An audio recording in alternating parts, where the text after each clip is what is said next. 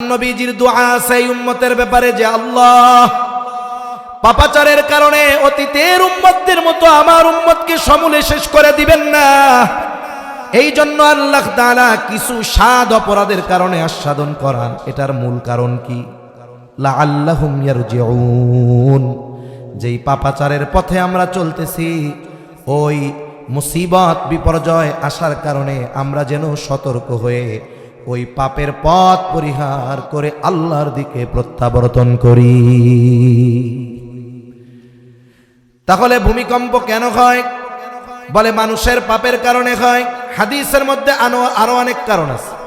ভূমিকম্প কেন হবে? বলে জুলুম বাড়বে, জেনা ব্যভিচার বাড়বে, খুন ধর্ষণ বাড়বে, ওজনে কম দেওয়া বাড়বে, মদ্যপান বাড়বে, মানুষ নাচ গানকে বৈধ মনে করবে। এই ধরনের অশ্লীলতা পাপাচার যখন বাড়বে, ভূমিধস ভূমিকম্প বাড়তে থাকবে। এখন এটা কিয়ামতের আগে পাপ বাড়বে, এটা ঠিক। তবে বিষয় কি খেয়াল রাখবো? এই ধরনের পাপ যেন আমার দ্বারা না হয়, এই ধরনের পাপ যেন আমার দ্বারা না হয়। চতুর্দিকে দেখবো হচ্ছে পাপ, আমি যেন এই পাপের স্রোতে নিজেকে ভাসিয়ে না দেই। স্রোতের অনুকূলে প্রতিকূলে থাকতে হবে আমাকে।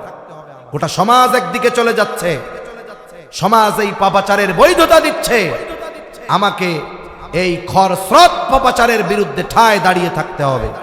আমি যদি সমাজের মানুষের সাথে বসবাস করে কুলিয়ে না পারি, আমাকে নির্জনে চলে যেতে হবে। তবুও এই পাপাচারের সাথে, সমাজের সাথে, তাদের স্রোতের সাথে নিজেকে ভাসিয়ে দেওয়া যাবে না। 3 নাম্বার, নবীজি সাল্লাল্লাহু আলাইহি ওয়াসাল্লাম বলেন ওয়ায়াতাকারাবাজ জামান, সময় নিকটবর্তী হয়ে যাবে। তার মানে কি? সময় কেমনে নিকটবর্তী হবে? মূল কথা হলো মুহাদ্দিসিনে কেরাম বলেন সময় থেকে আল্লাহ বরকত উঠায় নিবে। আগেও তো 12 মাসে 1 বছর ছিল, 30 দিনে মাস ছিল, 7 দিনে সপ্তাহ, 24 ঘন্টায় 1 দিন, 60 মিনিটে 1 ঘন্টা, 60 সেকেন্ডে মিনিট। বলে এখনো তো তাই আছে, ঠিক না?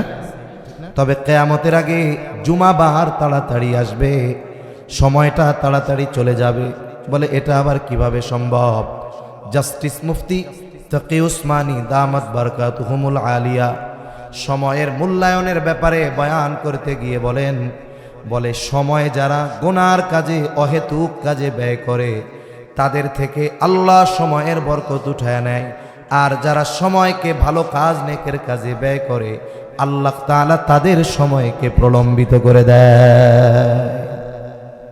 বিসমিল্লাহির রহমানির রহিম।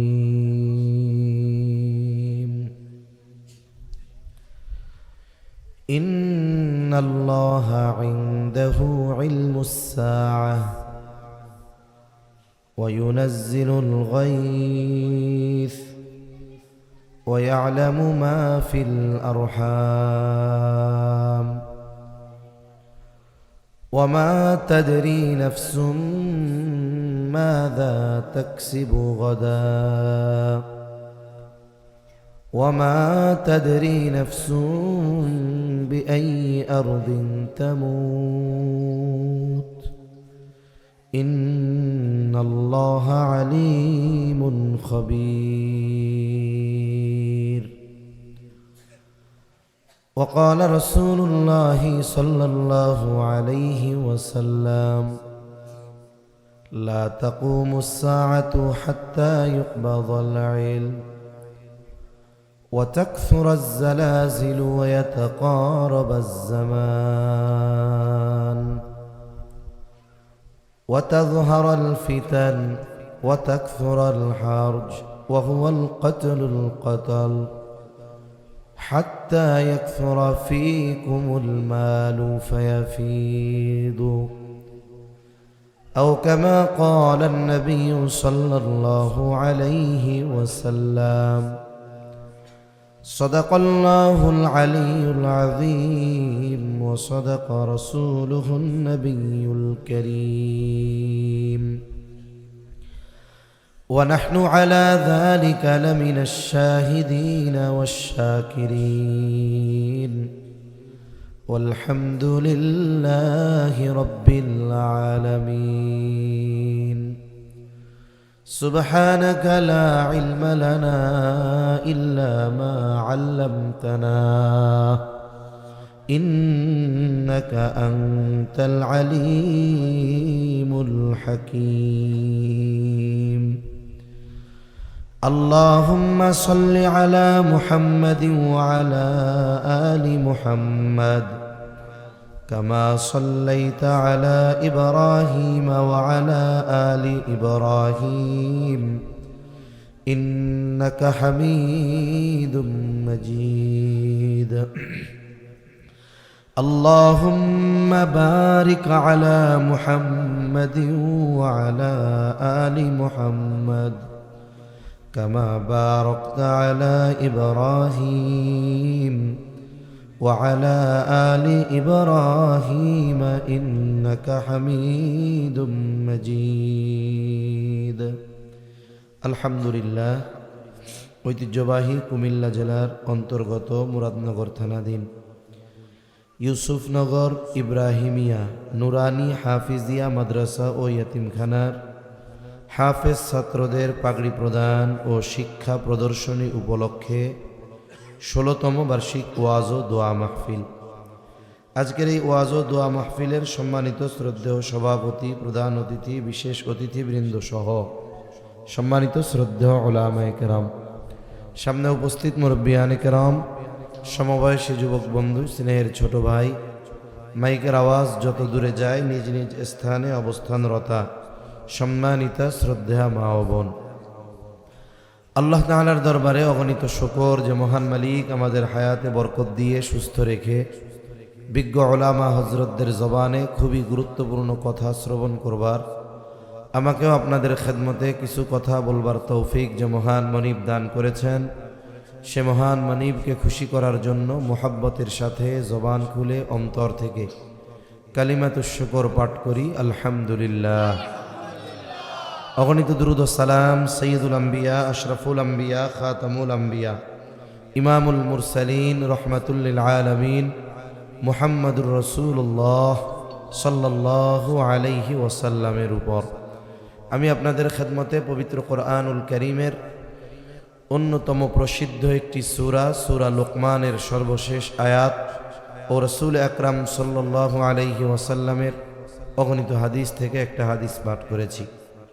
আল্লাহ তাআলার কাছে তৌফিক চাই, অল্প সময়ের মধ্যে আল্লাহ তাআলা কিছু কথা বলার তৌফিক দেন যেগুলো আমাদের সবার দুনিয়া এবং আখিরাতের জন্য কল্যাণকর হয়। সকলে জবান খুলে বলি আমিন। আমরা ঈমানদার, আমাদের ঈমানের ভিত্তি হলো ৬টি। কয়টি? জবান খুলে বলেন তো। ৬টি। ইসলামের ভিত্তি ৫টি, ঈমানের ভিত্তি হলো ৬টি। ছোটবেলায় আমরা যখন মক্তবে পড়েছি, বিশেষ করে মক্তব ছুটি হওয়ার আগে কায়দা আমপারা কোরআন শরীফ যে যা পড়ে পড়ুক, সবাইকে ছুটির ১৫-২০ মিনিট আগে একসাথে বসায় সূরা ফাতিহা, ইখলাস, নাস, ফালাক, সূরা আসর, ছোট ছোট সূরাগুলো মুখস্থ করানো হইতো। দেখা যাইতো একটা ছেলে কায়দা পড়ে, আলিফ বা তাসাও ঠিকমতো চিনে না, কিন্তু সূরা ফাতিহা মুখস্থ হয়ে গেছে। নামাজের জন্য যেই কয়টা সূরা লাগে তার মুখস্থ, নামাজের জন্য যেই দোয়া, তাসবিহ, তাহলিলগুলো লাগে তার মুখস্থ, আত্তাহিয়াতু, দুরূদ শরীফ, দোয়া মাসুরা তার মুখস্থ। সাথে সাথে আমাদেরকে কালিমাগুলোকে মুখস্থ করানো হইতো। কালিমায়ে তাইয়্যিবা, কালিমায়ে শাহাদাত, ঈমানে মুজমাল, ঈমানে মুফাসসাল। আমরা ওই সময় মিছিলের তালে, অথচ দেখুন ইসলাম পরিপূর্ণ এক জীবন ব্যবস্থা। মুসলিম জীবনে এমন কোনো দিক নাই যেই জায়গায় ইসলাম নাই, ঠিক কিনা বলেন? যেমন সামাজিক অনেক আচার অনুষ্ঠান আছে, সব জায়গায় ইসলাম আছে। আমাদের সামাজিক আচার অনুষ্ঠানগুলোর মধ্যে একটি অন্যতম আচার অনুষ্ঠান হলো বিবাহ। বিবাহ হাদিসের কিতাবগুলোর মধ্যে আলাদা অধ্যায় আছে, কিতাবুন নিকাহ। হাদিসগুলোর মধ্যে নবীজি জানায় দিয়েছেন একেবারে কন্যা দেখার শুরু থেকে নিয়ে পারিবারিক জীবন কিভাবে পরিচালিত হবে, কন্যা দেখবে কতটুকু দেখবে, কেমন কন্যা বিবাহের জন্য পছন্দ করবে, বিবাহের অনুষ্ঠানে কি হবে কি করবে না করবে, সব ইসলামে আছে না নাই। কিন্তু আফসোসের বিষয়, মসজিদের সভাপতি, মাদ্রাসার সভাপতি 3 বার হজ কইরা আলহাজ, মেয়েকে বিবাহ দিবে ছেলেকে বিবাহ দিবে, 6 মাসের আয়োজন শুরু হয়েছে 6 মাস আগের থেকে, মেয়ে দেখা ছেলে দেখা, বলে সব কিছু অনইসলামিক, শুধু 2 মিনিটের কাজ হলো ইসলামিক, সব অনইসলামিক। ছেলে যারে বিয়ে করবে ছেলে দেখার আগে 14 গোষ্ঠী 15 বার দেখে আসছে, আছে না নাই? এটাও কত বড় খান্নাস। দুলাভাইরে কয় আপনার পছন্দ হইলে আমার পছন্দ, কেন ঘর তো তুই করবি, তো দুলাভাই করবে, তাহলে দুলাভাইরে দিয়ে দিয়ে বিয়া ওই জায়গায়, লজ্জা লাগে না? বিবাহ সম্পাদিত হওয়ার আগে যার সাথে কথাবার্তা চলতেছে ওই ছেলের বাবা ওই মেয়েকে দেখতে পারবে না, এটাই ইসলাম। কিন্তু 14 গোষ্ঠী আগে দেখে, তাই আমার দেখা লাগবে না, আপনারা দেখেন। এরপরে কত কিছু আছে, গায়ে হলিদ কি ফিরানি মিরানি বহুত কিছু আছে, বিয়ার আগেই অনেক অপরাধ আছে, গোনার কাজ আছে, হিন্দুয়ানা রীতিতে কাজকর্ম আছে। তা 2 মিনিট ইসলাম কোথায়? চিন্তা করে বিবাহ শাদীটা পড়ানোর জন্য তো হুজুরের দরকার। হুজুরে ফোন দিয়া কয় হুজুর আমাকে বিয়াটা তো পড়াইতে হইবে, আপনি একটু পরে আইসেন। আবার ফোন দিয়া কয় আমি না বললে আইসেন না হুজুর, এ পরিবেশ আপনার না। এইবার হুজুরে ফোন দিছে, হুজুর গেছে, বিয়া পড়াইতে কি 2 ঘন্টা লাগে নাকি? 2 মিনিটে কমপ্লিট। হুজুরে কয় সংক্ষিপ্ত দোয়া করে আপনি তাড়াতাড়ি চলে যান, এই পরিবেশ আপনার না। তার মানে গোটা বিবাহে ইসলাম আছে কয় মিনিট? তাও এইটুক দায় ঠিকা। এইটুক যদি হুজুরে ডাকা না লাগতো, ডাকা তো লাগে না, নিজেরাই করা যায়। তারপরেও চিন্তা করে এইটুক যদি হুজুরে না ডাকি কেমন হয়? ওই 2 মিনিট মোটামুটি ইসলামের আলোকে হয়, বাকি সব অনইসলামিক। আমাদের সামাজিক রীতিগুলো একেবারে পুরোপুরি অমুসলিমদের কালচার দিয়ে আমরা ঠাইসা ঠাইসা ভরে ফেলছি, ইসলাম নাই। ওয়ালা ইয়াবকা মিনাল কুরআন ইল্লা রাসমুহু, কোরআন শুধু লেখায় থাকবে, বাস্তবে কোরআনের আমল থাকবে না। এখন দেখুন কোরআন কত ঝকঝকে পাতায় ছাপা হয়। ছোটবেলায় আমরা দেখছি কেমন যেন মনে হইতো হাত দিয়া লেখছে, লেখাগুলো অস্পষ্ট, পড়তে কষ্ট হইত। কাগজ ছিল নিউজ প্রিন্টের, একটু পানি লাগলেই পইচা ছিঁড়া যাইত। এখন কোরআনের বাইন্ডিংগুলো কত সুন্দর, কালারফুল বাইন্ডিং, ভেতরের পৃষ্ঠাগুলো ওয়াটারপ্রুফ, হরেক রকমের কালারে কোরআনের ওই অক্ষরগুলো লেখা। ওয়াজিব গুন্না হলে নীল কালার, একফা গুন্না হইলে সবুজ কালার, এইরকম আলাদা আলাদা কালার দিয়ে লেখা, কত সুন্দর দেখতে মন চায়। পৃষ্ঠাগুলার মধ্যে কেমন যেন আতরের ঘ্রাণ। কিন্তু আফসোস, কোরআনের বাইন্ডিং বেড়েছে, লেখার মান উন্নত হয়েছে, ঝকঝকে চকচকা হয়েছে, কিন্তু কোরআনের আমল আমাদের সমাজে বাড়ে না। আমল বাড়া তো বহুদূর, সময়ের সাথে সাথে তিলাওয়াত কমছে। আগে মানুষ যা পারতো না পারতো, ভুল পড়তো যা পড়তো, সকালবেলা কোরআন শরীফ সামনে একটু নিয়া বসতো, ভুল হোক আর যা হোক, কোরআনের লেখাগুলোর নিচে দিয়া হাতটা একটু পরিচালনা করত, নিচে দিয়ে হাত দিত, যা পড়তো শুদ্ধ অশুদ্ধ সেটা পরের হিসাব। এজন্য দেখা যাইতো ফজরের পরে বের হলে প্রত্যেকটা বাড়ি থেকে গুনগুন করে কোরআন তিলাওয়াতের আওয়াজ পাওয়া যাইত। ছোট বাচ্চাগুলোকে মক্তবে পাঠায়া দেওয়া হতো। কিন্তু আফসোসের ব্যাপার, কোরআনের অবস্থা এমন, আমল তো বহুদূর, এখন ঘরগুলায় তিলাওয়াত না। এই কোরআন থাকবে, লেখা টাকা ঝকঝকে সব থাকবে, হাদিস থাকবে, কিন্তু আহমদ শফি থাকবে না, জুনাইদ বাবুনগরী থাকবে না, আল্লামা নুরুল হক সাহেব আছেন এখন, এক সময় উনিও থাকবে না। এনারা এক একজন যে যাচ্ছেন, বলেন তো ইলম আমল তাকওয়ায় ওনাদের স্থান পরিপূর্ণ করার মতো আরেকজন কি আমরা পেয়েছি? তার মানে কি হচ্ছে, এনারা যাওয়ার মাধ্যমে ইলম উঠে যাচ্ছে। একটা সময় কি হবে, কোরআন থাকবে কিন্তু ওই লেখা লুকা থাকবে, হাদিস লেখা থাকবে, কি হবে? কিন্তু আমল থাকবে না। ওই আদেশগুলোকে, কোরআনের কথাগুলোকে অনুধাবন করার মতো ব্যক্তি থাকবে না, মুত্তাকি পরহেজগার আলেম থাকবে না। মানুষেরা এখন মূর্খদেরকে নেতা হিসাবে মানবে, তাদের কাছে ফতোয়া জিজ্ঞাসা করবে, মূর্খ ফতোয়া জবাব দিয়ে দিবে। কারণ আমাদের সমাজে এখনো কিছু আলেম আছে, সব জানতা আলেম। সব জানতা বুঝেন? প্রশ্ন যাই করেন না কেন দেখবেন জবাব না দিয়া ছাড়ে না, আছে না নাই? অথচ শাইখুল হাদিস 40 বছর ধরে বুখারী শরীফ পড়ায়, প্রতিদিন পড়ার আগে রাতের বেলায় উনি নিজে অধ্যয়ন করে। একদিন কোনো কারণে রাতের বেলায় উনি আগামীকালকের যে সবক সেটাতে নজর দিতে পারেন নাই। 40 বছর ধরে পড়ায়। ক্লাসে আইসা বলে, বাবারা আমি কালকা কিতাব দেখার সুযোগ পাই নাই, সবক জায়গায় থাক, আগামীকাল সামনে যাব। অথচ মুখস্থ পড়াতে পারবে। বড় মুফতি সাহেব জিজ্ঞাসা করবেন ফতোয়া, ওনার জানা আছে, জেহেনেও আছে, এরপরেও সুনিশ্চিত হওয়ার জন্য উনি বলবে, আচ্ছা আমি একটু কিতাবটা দেখে বলি।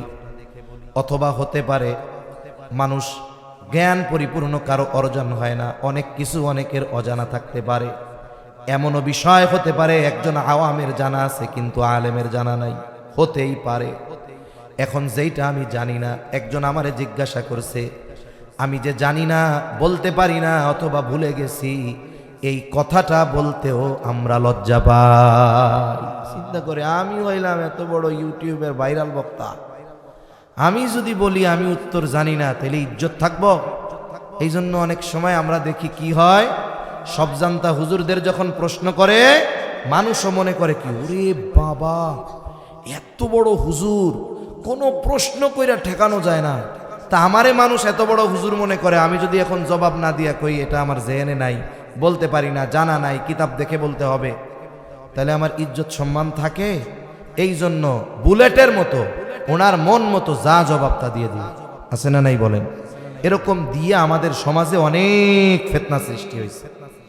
আর ওই যে সাধারণ মানুষ, হুজুরে টিভিতে বেশি দেখা যায়, মোবাইলে বেশি দেখা যায়, কিন্তু শাইখুল হাদিসকে তো বেশি দেখা যায় না। তাই ওনার চাইতে যারা দেখা যায় উনি তো বড় হুজুর। ওরে বাবা, অমক হুজুর বলছে, ওনার চেয়ে কি উনি বড় হুজুর? উনি বড় হুজুর হলে তো ওনার ইউটিউবে 1 লাখ ওয়াজ থাকতো। এই চিন্তাধারা মানুষকে কি করবে? ওই মূর্খ জাহেল আলেমদের দিকে নিয়ে যাবে ফতোয়ার জন্য। ওই জাহেল ফতোয়া দিবে, ও নিজে গোমরা হবে, আর ওর কাছ থেকে যারা ফতোয়া নিবে ওরাও গোমরা হবে। তাহলে আল্লাহ তাআলা কিয়ামতের আগে ইলম উঠায় নেবেন। কিভাবে? বলে আলেমদেরকে উঠিয়ে নেওয়ার মাধ্যমে। সেই জন্য আমাদের করণীয় কি? আলেমদের সাথে সম্পর্ক বাড়ানো, হাক্কানি উলামায়ে কেরামের কাছে যাতায়াত বাড়ায়া দেওয়া। একটা সময় ছিল আমার দাদাও মসজিদের ইমাম ছিলেন, কিন্তু উনি আলেম ছিলেন না, মৌলবী ছিলেন, উলাপাস ওই জামানার। আমি ছোটবেলা আমার খেয়াল আছে, দাদার সাথে মসজিদে যাইতাম। ওনার মহল্লার মানুষ, আশেপাশের মানুষ ছেলে মেয়েকে বিবাহ দেওয়ার বিষয়টাও আগে মুন্সি সাহেবের সাথে আইসা আলোচনা করত। কইতো, মুন্সি সাহেব আমার মায়ের লাগে তো অমুক গ্রামের অমুকে প্রস্তাব দিছে, আপনি একটু জানান, আপনি যদি কন তাইলে আমরা বিবাহে রাজি হব, নইলে হব না। মানুষের এই ব্যক্তিগত বিষয়গুলো উলামায়ে কেরামের সাথে তারা আলোচনা করত, শেয়ার করত, পরামর্শ গ্রহণ করত। এই কারণে আগের মানুষদের জীবন সুন্দর ছিল। আর এখন আমি সব জানি, সমস্যার সমাধান কি দরকার? মোবাইল আছে, গুগল আছে, ইউটিউব আছে। তাহলে আমাদের আলেমদের সাথে সম্পৃক্ততা বাড়াতে হবে। সাথে সাথে এই আলেমরা কোন জায়গা থেকে আসে? বলে এরকম ইউসুফনগর মাদ্রাসা থেকে আলেম হয়। আজকের এই হাফেজগুলো ছোট ছোট বাচ্চা, একদিন তারা বড় বড় মাদ্রাসায় যাবে, একদিন তারা হাটহাজারিতে যাবে, একদিন তারা নানুপুরে যাবে, একদিন তারা ফরিদাবাদ যাবে, যাত্রাবাড়ি যাবে, একদিন তারা পটিয়ায় যাবে। এই ছাত্রগুলাই এই ইলমের বীজ বপন তাদের এখান থেকে হলো। একটা সময় এই ছাত্রগুলা ওইখানে গিয়ে মুহাক্কিক আলেম হয়ে বের হবে। আর আলেম থাকবে, কিয়ামত দূরে থাকবে।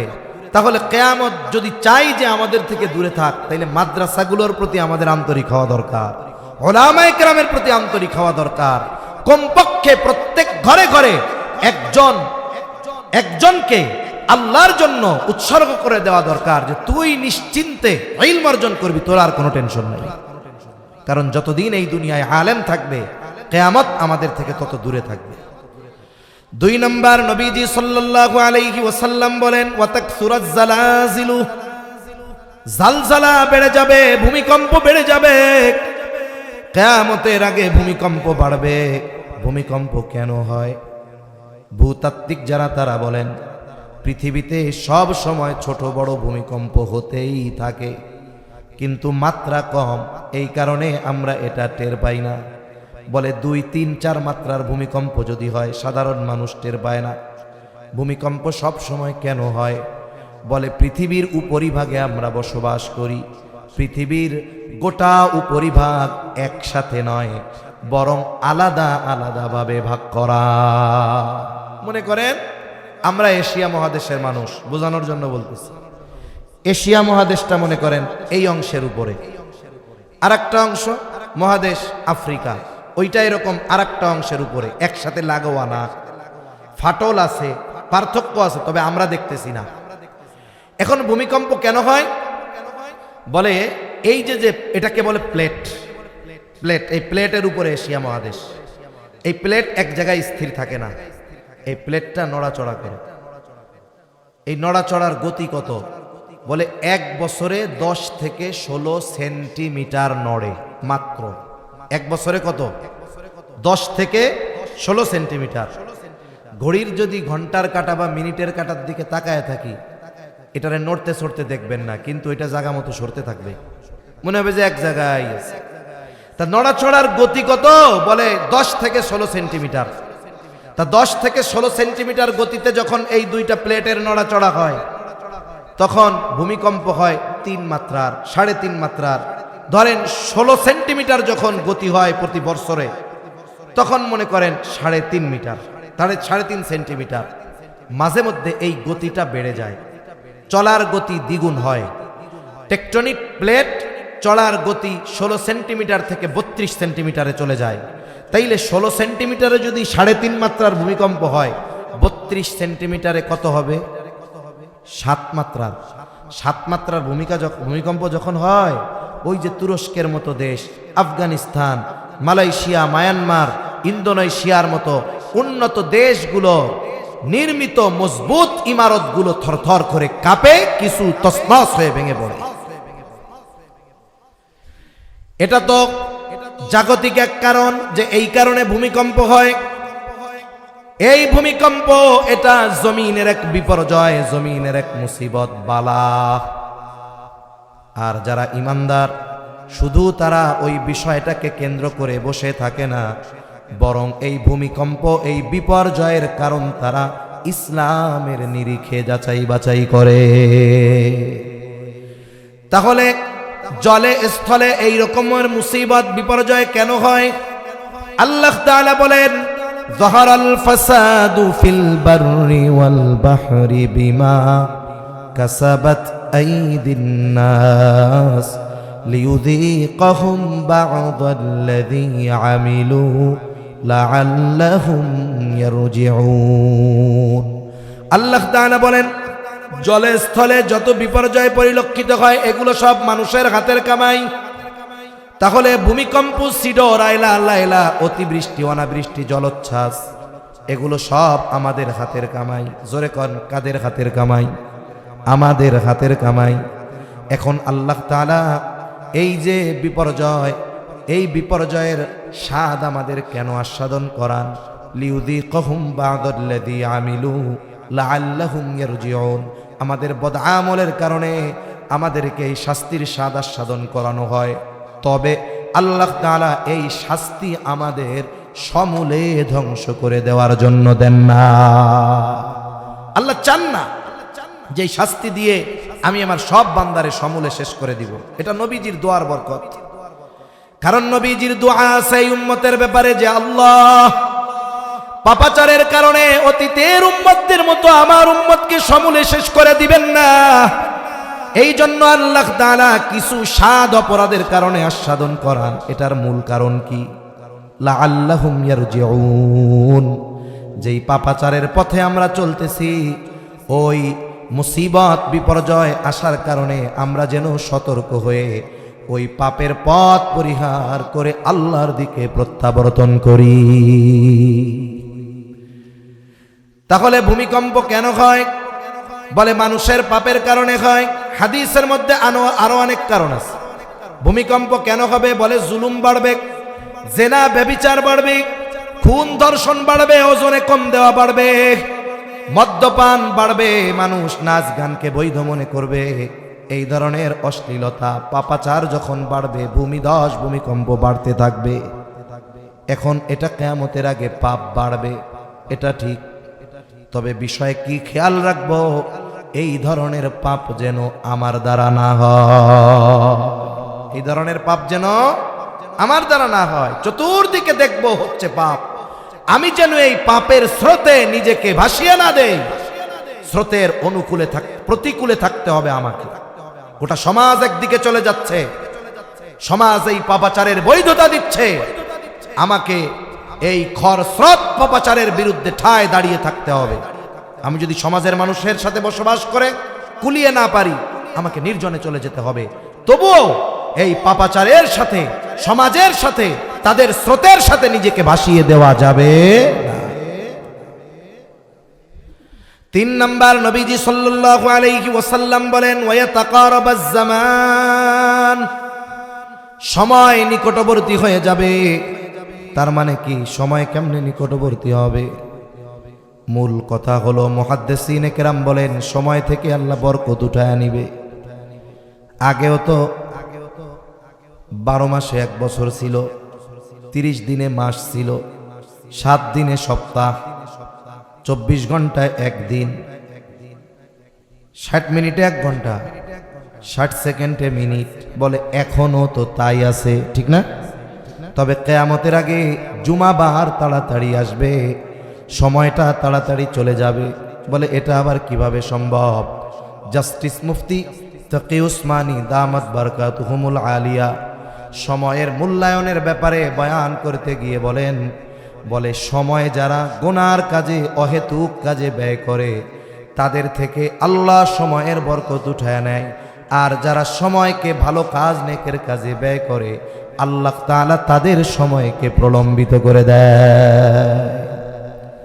ভালো কাজ যখন কোনো মানুষ করে সময় বাড়ে, যারা গুনার কাজ করে এরাও যখন ভালো কাজ করে ওই সময়টা বাড়ে। বলে হুজুর কেমনে বাড়ে? বুঝলাম না তো। এটা হলো মাইন্ডের সাথে সম্পৃক্ত একটা বিষয়, মনের সাথে। যেমন একজন লোক মসজিদে গেছে নামাজ পড়তে, মসজিদের সামনে ঘড়ি আছে, হিসাবও আছে, ইমাম সাহেব ফজরের নামাজ 10 মিনিটে শেষ করে। ইমাম সাহেব আজকে চিন্তা করছেন অন্যান্য দিন সূরা মুজাম্মিল বা সূরা দাহার 1 সূরা দিয়ে 2 রাকাত পড়াই, আজকে প্রথম রাকাতে পুরা সূরা পড়ব। তা উনি যখন প্রথম পৃষ্ঠা পড়ে রুকুতে যান, ওনার তখন তাকবীরে তাহরিমার পরে 4 মিনিট লাগে। 5:10 নামাজে দাঁড়াইছে, 5:15 উনি সেজদা বা রুকুতে যায়। কিন্তু আজকে 5:15 হয়ে গেছে। হুজুরের তো সূরা শেষ করার ভাব মনে হয় না, 16 হয়ে গেছে। কিরে এখনো কেন হুজুর রুকুতে যায় না? এইবার একজন সিগন্যাল দেয়, ঠিক কইলাম না ভুল কইলাম? 18 যখন বাজছে, পেছনের আরো 10 জনের সিগন্যাল শুরু। ইমাম সাহেব চিন্তা করে, হায় রে মুসল্লি, সূরা মুজাম্মিলটাও শেষ করতে দিবা না? আল্লাহু আকবার। আচ্ছা, ইমানের পরে সবচেয়ে গুরুত্বপূর্ণ ইবাদত কি? নামাজ। নামাজ এমন এক ইবাদত, আল্লাহর সাথে কথোপকথন করা হয়, যার কারণে তাকবীরে তাহরিমা যখন বাধা হলো, আল্লাহু আকবার বলে নামাজে ঢুকলাম, অনেক বৈধ কাজ ওই সময়ের জন্য নিষিদ্ধ হয়ে যায়। কথা হচ্ছে আল্লাহর সাথে। ইমাম সাহেব চিন্তা করছে আজকে আল্লাহর সাথে কানেকশন 3 মিনিট বেশি হোক, আমাদের নামাজের মধ্যে আছি, কিন্তু হায় রে এই 3 মিনিট আল্লাহর সাথে আমরা আল্লাহর সামনে দাঁড়িয়ে থাকব, সর্বোত্তম ইবাদতে 3 মিনিট কাটাবো, এটা আমাদের সহ্য হয় না। অথচ ওই মুসল্লি নামাজ থেকে বের হয়ে 3 ঘন্টা 4 দোকানে বৈশা গীবত, অন্যের নামে বদনাম, কারে ক্ষমতায় বসাবে, কিভাবে দেশ চালাবে, সব আলোচনা মোটামুটি কমপ্লিট। তখন আর খুক্কুর খুক্কুর কাশিও আসে না, মাজাও ব্যথায় না, গিরাও ব্যথায় না। কেন? বলে ওই সময়টা হুট করে চলে যায়। কিন্তু এই যে নেকের কাজের মধ্যে আছে কষ্ট হয়। খেলা দেখতেছে, মোবাইল দেখতেছে, টেলিভিশন দেখতেছে, 4 দোকানে 3 ঘন্টায় মাজা কোমর কিচ্ছু ব্যথায় না। ইমাম সাহেব পায়ে ধরা বাকি যে দেখেন কোরআন শরীফটা একটু মরার আগে কমপক্ষে শুদ্ধভাবে একবার খতম দেওয়ার চেষ্টা করেন, সারাদিন পড়াবো না, এশার নামাজের পরে মাত্র আধা ঘন্টা সময়। আহা, এই আধা ঘন্টা বৈশা কোরআন শিখবে, জীবন বের হয়ে যাওয়ার মতো অবস্থা। মনে হয় যে আমি 5 ঘন্টা বসে আছি। কেন? বলে ওই সময়টা ভালো কাজ করতেছেন না, আপনার মাইন্ড বলতেছে আমার সময়টার মধ্যে বরকত হচ্ছে, কিন্তু আমি হইতে দিচ্ছি না, বের হয়ে গুনার কাজে যাচ্ছি, সময়টাকে নষ্ট করতেছি। আল্লাহ প্রদত্ত যত নেয়ামত আছে এই দুনিয়াতে, দামি নেয়ামতগুলোর মধ্যে অন্যতম নেয়ামত হলো হায়াত, সময়। যারা এই সময়কে হেলায় খেলায় গুনায় পাপাচারে কাটাবে ওরা সময়ের মূল্য বুঝবে, তবে বাইচা থাকতে না, মরার পরে বুঝা কোনো লাভ আছে? মানুষ মারা যাওয়ার পরে কথা বলে, কিন্তু দুনিয়ার মানুষ, জীবিত মানুষ শুনতে পারে না। নবীজি বলেন যদি শুনতে পারতো তাহলে দাফন কাফন বাদ দিয়া দিত ভয়ে। যেই মানুষগুলো দুনিয়ায় সময়কে কাজে লাগায় নাই, অহেতুক কাজে, গুনার কাজে, পাপাচারে সময় ব্যয় করেছে, এই মানুষগুলো মরার পর সময়ের মূল্য বুঝে আল্লাহ তাআলার কাছে একটু সময় চেয়ে প্রার্থনা করে। কি বলে? ফায়াকুলা রব্বি লাউলা আখারতানি ইলা আজালিন করিব ফাআসাদদাক ওয়া আকুম মিনাস সালিহিন। ওই মানুষগুলো বলে, ও রব, আমাকে কিছু সময়ের জন্য একটু অবকাশ দেন, আবার একটু দুনিয়ায় যাওয়ার সুযোগ দেন, একটু সময় দেন। আমারে যেই সম্পদ দিয়েছিলেন তা থেকে আমি দান সাদকা করতাম, যদি একটু যাওয়ার সুযোগ দিতেন সব সম্পদ আপনার রাস্তায় ব্যয় করতাম, এত বেশি নেক কাজ করতাম। ওয়া আকুম মিনাস সালিহিন, আমি সৎ কর্মশীলদের অন্তর্ভুক্ত হয়ে যাইতাম। আফসোস করে যতই বলুক না কেন, একটু অবকাশ দেন, সময় দেন। বলেন তো আল্লাহ তাআলা একটা সেকেন্ড বা একটা মুহূর্তের জন্য ওই ব্যক্তিকে দুনিয়ায় আসার সুযোগ দিবে নাকি? যেই সময়ের জন্য আল্লাহর কাছে মৃত্যুর পরে আফসোস করবে, চাইবে, সেই সময় আমাদের আছে না নাই? আছে। তাইলে বলেন তো এটা যদি আমরা চায়ের দোকানে কাটাই, গুনার কাজ করে কাটাই, অহেতুক মজলিসে বসে কাটাই, ফাহেসা গল্প করে কাটাই, তাহলে কি হলো? এই সময়ের বরকত তো চলে গেল। হঠাৎ করে দেখবেন মৃত্যু চলে আসছে, আমরা ভালো কাজ করার সুযোগ আর পাই নাই। এজন্য সময়কে বরকতময় করতে আমরা সময়গুলোকে ভালো কাজে ব্যয় করব। হাকিমুল উম্মত আশরাফ আলী থানভী রহমাতুল্লাহি আলাইহি বলেন, 2 ধরনের মজলিস ছাড়া মানুষের জন্য আর কোনো মজলিস নিরাপদ নয়। 1 নাম্বার দ্বীনি মজলিস, এই যে আপনারা আমরা বসছি, এটা আমাদের জন্য উপকারী। আরেকটা হলো দুনিয়াবি বৈধ উপকারী মজলিস। দুনিয়াবি কিছু বিষয় আছে বৈধ, কল্যাণকর। অনেক সময় সমাজের মানুষ আলোচনা করে, কি আলোচনা? যে ভাই, আমরা সমাজের মানুষ বসি, রাস্তাটা নষ্ট হয়ে গেছে, মানুষ চলাচল করতে পারে না, আসেন আমরা সবাই মিলে রাস্তাটা ঠিক করার উদ্যোগ নেই, তাই না? এই যে খালগুলো আটকে গেছে, আগে তো পানি প্রবাহ ঠিক ছিল, খালের পানি পচতো না, ওইটা দিয়ে রান্না বান্না করা যাইতো, আসেন ওই জায়গায় একজন রাস্তা করে ফেলছে, আমরা একটু সবাই মিলে ওই জায়গায় একটা কালভার্ট করে দেই। এই যে জাগতিক উপকারী কাজ মজলিস, এই 2 ধরনের মজলিস ছাড়া যত মজলিস আছে সবগুলো অনর্থক আর পাপের মজলিস। এজন্য নবীজি বলেন সময়ের আগে সময় সংকীর্ণ হয়ে যাবে কিয়ামতের আগে। তার মানে মুহাদ্দিসিনে কেরাম বলেন সময় থেকে আল্লাহ তাআলা বরকত উঠায় নিয়ে যাবে। আর সময়ের বরকত যদি পেতে হয় সময়গুলোকে ভালো কাজে ব্যয় করতে হবে। আমি আপনি যেই সময়গুলো যেই কাজে ব্যয় করি, কিয়ামতের দিন সময়গুলা পর্যন্ত আমার আপনার ব্যাপারে আল্লাহর দরবারে সাক্ষী প্রদান করবে, সাক্ষ্য প্রদান করবে। সময় বলবে আল্লাহ আমি এই সময়ের মধ্যে, সে এই জায়গায় বসে ভালো কাজ করছে, স্থান সময় এগুলো সাক্ষী দিবে। 4 নাম্বার নবীজি সাল্লাল্লাহু আলাইহি ওয়াসাল্লাম বলেন ওয়াতাযহারুল ফিতান, ফিতনা প্রকাশ পাবে। এর দ্বারা উদ্দেশ্য মুহাদ্দিসিনে কেরাম বলেন দাজ্জালের ফিতনা। তার মানে যতক্ষণ না দাজ্জালের ফিতনা প্রকাশিত হবে ততক্ষণ পর্যন্ত কিয়ামত হবে না। আর এই উম্মতের জন্য সবচাইতে বড় ফিতনা হবে দাজ্জালের ফিতনা। রাসূলুল্লাহ সাল্লাল্লাহু আলাইহি ওয়াসাল্লাম উম্মতের ব্যাপারে সর্বোচ্চ কল্যাণকামী। এই ফিতনায় যেন উম্মত পতিত না হয়ে যায়, এই জন্য নবীজি সাল্লাল্লাহু আলাইহি ওয়াসাল্লাম উম্মতকে আমল শিখায়া দিছে, সূরা কাফের আমল।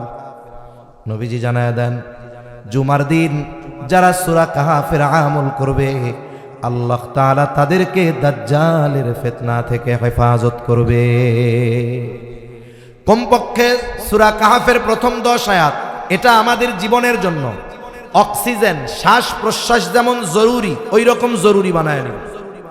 প্রয়োজনে নিজে পড়তে পারেন না, জুমার দিন জুমার নামাজের পরে ইমাম সাহেব হুজুরকে যদি বলেন, হুজুর আমরা তো পড়তে পারি না, আমরা কোরআনটা ধরি, আপনি আমাদেরকে একটু পড়া পড়া শোনান, নাইলে 15 মিনিট 20 মিনিট লাগলো, নাইলে আপনি প্রথম 10 আয়াতই বারবার শুনলেন। যদি 1 বছর ধরে প্রতি জুমায় ওই 10 আয়াত ইমামের মুখেই শুনি, নিজেরা মুখে বিড়বিড় করে তার সাথে মুখ মিলায় পড়ি, দেখা যাবে প্রত্যেকটা মুসল্লির ওই 10 আয়াত মুখস্থ হয়ে যাবে। ইমাম সাহেবের যদি বলেন, তাহলে কি ইমাম সাহেব বলবে ধর্মিয়া ফারুম না খিদা লাগছে, সূরা কাহাফ পড়া শোনানোর টাইম নাই? বলবে?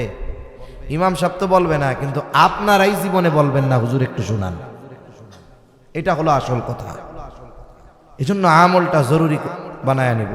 দাজ্জাল তো আসবে, মহা ফিতনা, এর আগেও তো একের পর এক ফিতনা আসতে থাকবে। কাদিয়ানি এক ফিতনা, এই ধরনের ফিতনা একের পর এক আসতে থাকবে।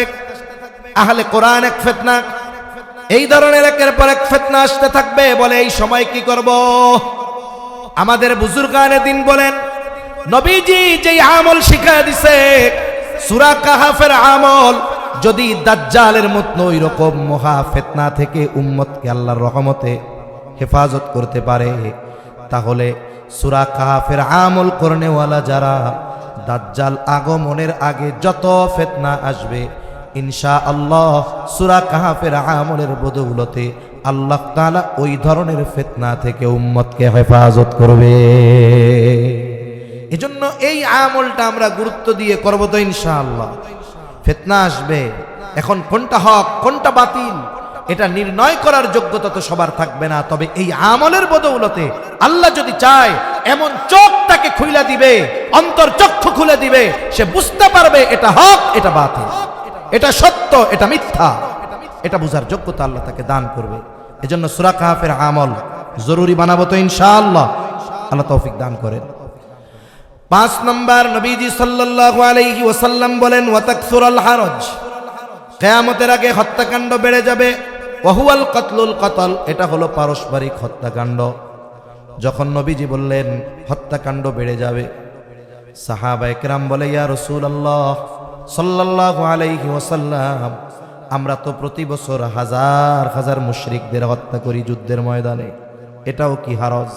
নবীজি বলেন, না, যুদ্ধের ময়দানে জিহাদের ময়দানে যেই হত্যা হয় এটা হারজ নয়। তাইলে হারজ কি? নবীজি বলেন, এটা হলো পারস্পরিক হত্যাকাণ্ড।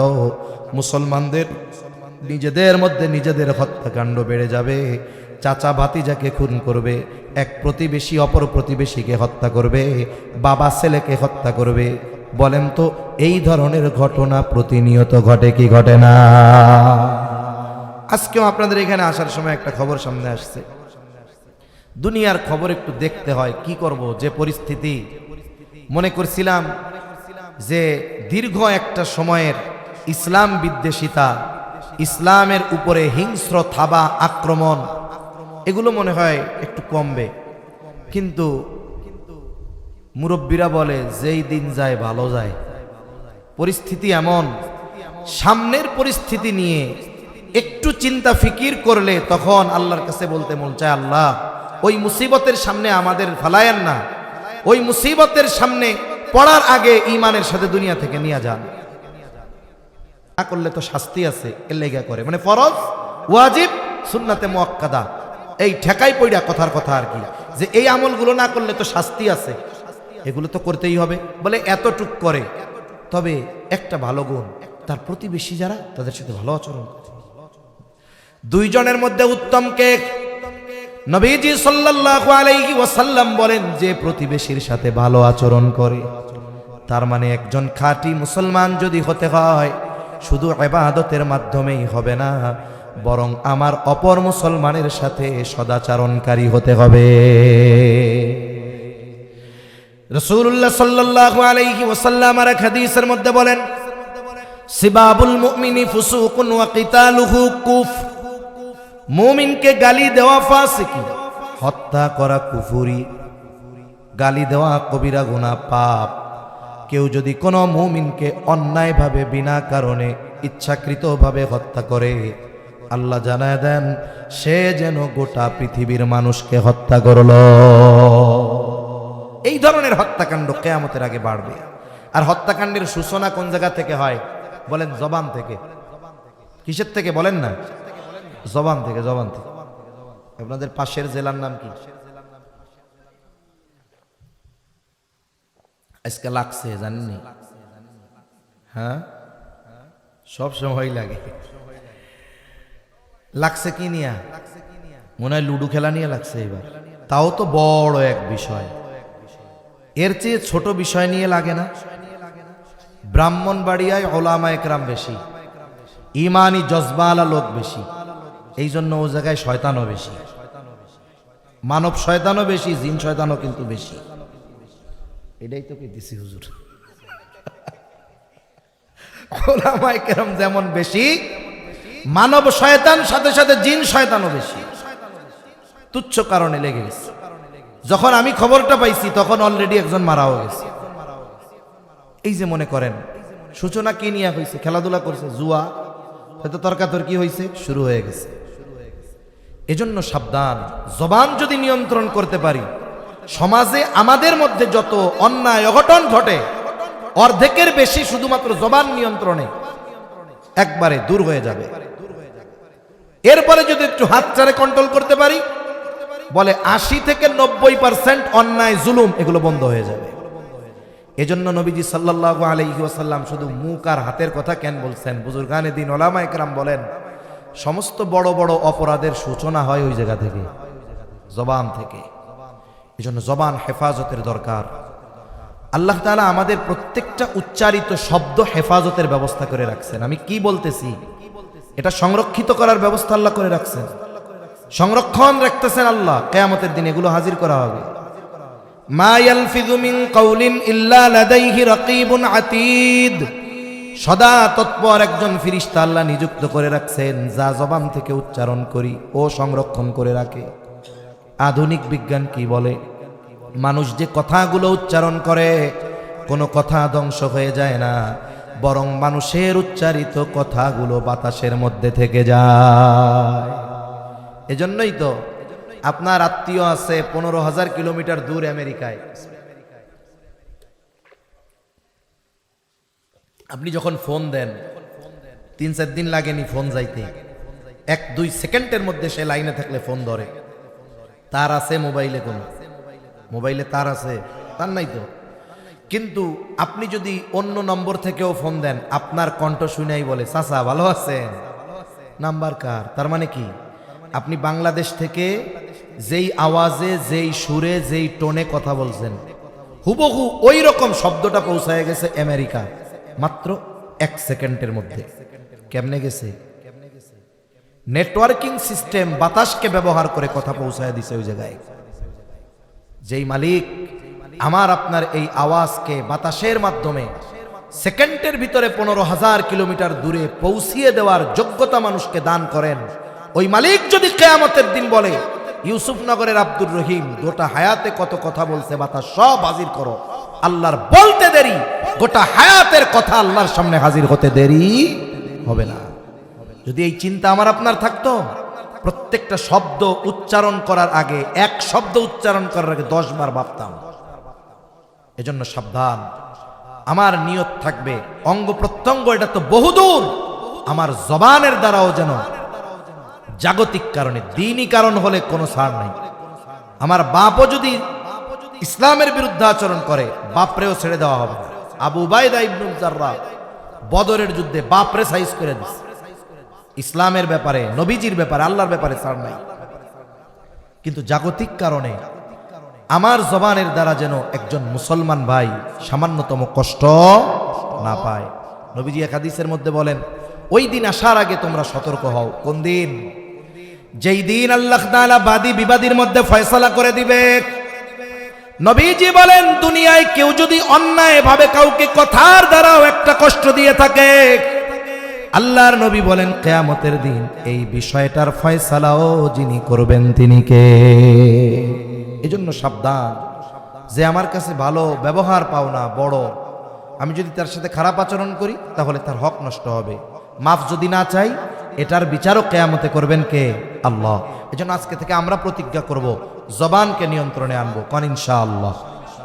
6 নম্বর, নবীজি সাল্লাল্লাহু আলাইহি ওয়াসাল্লাম বলেন, হাত্তা ইয়াকসুরা ফীকুমুল মালু ফায়াফিদু। কিয়ামতের আগে মানুষের সম্পদ এত পরিমাণ বাড়বে, তার মানে কিয়ামত ওই সময় পর্যন্ত হবে না যতক্ষণ না মানুষের সম্পদ উপচিয়ে পড়বে। মুহাদ্দিসিনে কেরাম বলেন এই সময়টা হবে ঈসা আলাইহিস সালামের সময়। উনি দাজ্জালকে হত্যা করবেন। এরপরে আল্লাহ তাআলা গোটা পৃথিবীর মধ্যে এত বরকত দিবেন, জমিনগুলো পরিপূর্ণ উর্বর হবে, গোটা পৃথিবীর আনাচে কানাচে ইসলাম ছড়িয়ে পড়বে। পৃথিবীতে ইসলামবিহীন একটা মানুষও থাকবে না। ওই সময় মানুষের সম্পদে এত পরিমাণ বরকত হবে যে মানুষ দান সাদকা করার জন্য অন্য কোনো মানুষ খুঁজে পাবে না। এই বিষয়গুলো সংগঠিত না হওয়া পর্যন্ত কিয়ামত হবে না, এটা কিয়ামতের আলামত। তবে এই বিষয়গুলোও কখন সংগঠিত হবে? কিছু কিছু বিষয়, এগুলো একমাত্র জানেন কে? জোরে বলেন। এই জন্য কিয়ামত সংগঠিত হওয়ার সুনির্দিষ্ট সময়ের জ্ঞান একমাত্র আল্লাহ তাআলার কাছে। এরপরে আল্লাহ তাআলা বলেন, ওয়ায়ুনাজ্জিলুল গায়থ, তিনি বৃষ্টি নামান। মেঘ হলেই বৃষ্টি হয় না। অনেক সময় আমরা দেখি দুপুর 12টা গোটা আকাশ মেঘাচ্ছন্ন, এত অন্ধকার, এখন মনে হয় না দুপুর 12টা, মনে হচ্ছে রাত 12টা।